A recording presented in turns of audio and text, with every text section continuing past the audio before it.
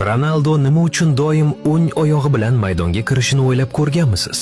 Yo'q, bu tasodif emas va u buni qilganida buning juda aniq bir sababi bor. Real Madridda bo'lsinmi, Manchesterda yoki milliy jamoada bo'lsinmi, u bu g'alati qoidaga amal qiladi. O'yin boshida yoki o'rinbosar sifatida kirganida ham. Chunki yagona bir marta u buni unutib chap oyog'i bilan kirganida uning jamoasi Marokashga yutqazdi. Chunki Portugaliyada shunday bir xalq ishonchi borki, muhim joylarga omad keltirish uchun har doim o'ng oyoq bilan kirilishi kerak.